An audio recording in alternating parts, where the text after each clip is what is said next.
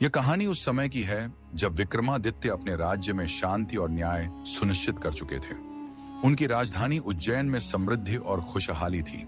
एक दिन उनके दरबार में एक साधु आया और उसने राजा विक्रमादित्य से कुछ बहुत महत्वपूर्ण बात कही।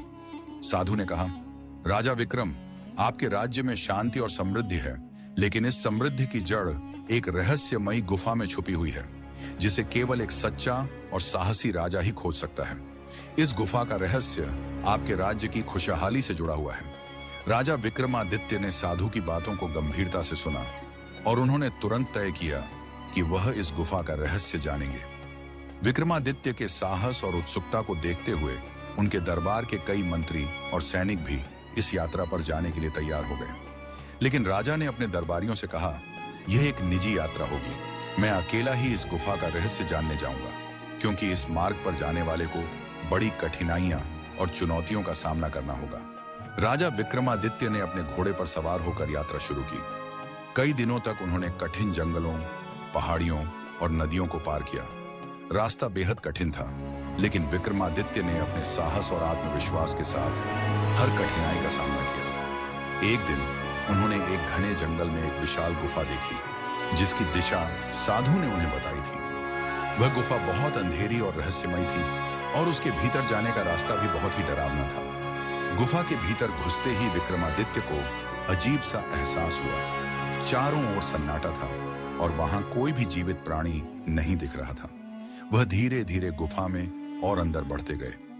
गुफा के अंदर एक विशाल पत्थर का द्वार था, जो बेहद प्राचीन और भारी प्रतीत होता था। विक्रमादित्य ने उस द्वार को खोलने के लिए कई प्रयास किए, लेकिन वह नहीं खुला। तभी उनके सामने एक भयंकर राक्षस प्रकट हुआ। राक्षस ने विक्रमादित्य से कहा, तुमने गुफा तक पहुंचने की हिम्मत दिखाई है, लेकिन अब तुम्हारे सामने एक बड़ी चुनौती है। तुम्हें मुझे हराकर इस द्वार को खोलना होगा। राक्षस ने विक्रमादित्य से 3 कठिन प्रश्न पूछे, जिनके उत्तर देने के लिए विक्रमादित्य को अपनी पूरी बुद्धिमत्ता और विवेक का प्रयोग करना पड़ा। राक्षस ने पहले सवाल पूछा, सच्चा राजा कौन है? विक्रमादित्य ने तुरंत जवाब दिया, सच्चा राजा वह होता है जो अपने प्रजा के लिए हमेशा न्याय, दया और सत्य का पालन करता है। दूसरा सवाल था, जीवन का सर्वोत्तम मूल्य क्या है? विक्रमादित्य ने उत्तर दिया, जीवन का सर्वोत्तम मूल्य सत्य और कर्तव्य है। एक व्यक्ति को कभी अपने कर्तव्यों से भागना नहीं चाहिए और हमेशा सत्य का पालन करना चाहिए। तीसरा सवाल था, आपका सबसे बड़ा डर क्या है? विक्रमादित्य ने उत्तर दिया, मेरा सबसे बड़ा डर यह है कि मैं अपने राज्य और प्रजा को कभी दुखी न करूं। मैं अपनी प्रजा की भलाई के लिए किसी भी बलिदान को तैयार हूं। राक्षस विक्रमादित्य की बुद्धिमत्ता और ईमानदारी से प्रभावित हुआ और उसने द्वार खोल दिया। विक्रमादित्य अंदर गए और देखा कि वहां एक प्राचीन पुस्तक रखी हुई थी, जिसमें पूरे राज्य की खुशहाली का रहस्य छुपा था। राजा विक्रमादित्य ने पुस्तक को उठाया और उसे ध्यान से पढ़ा।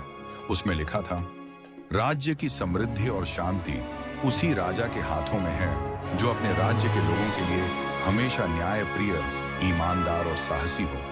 यह पुस्तक आपके राज्य की खुशहाली का प्रतीक है और आप जैसा राजा ही इस रहस्यमयी गुफा तक पहुंच सकता है। राजा विक्रमादित्य ने वह पुस्तक महल में लाकर अपने दरबारियों को दिखाई और बताया कि राज्य की असली शक्ति और समृद्धि उसकी न्यायप्रियता और दया में छिपी हुई है।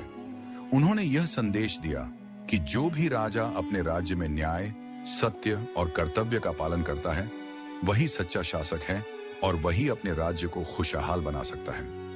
राजा विक्रमादित्य ने गुफा का रहस्य जानने के बाद यह सुनिश्चित किया कि उनके शासन में कभी भी किसी प्रकार का अन्याय नहीं होगा। उन्होंने अपने राज्य को और भी समृद्ध और खुशहाल बनाया और उनके राज्य की लोकप्रियता दिन ब दिन बढ़ती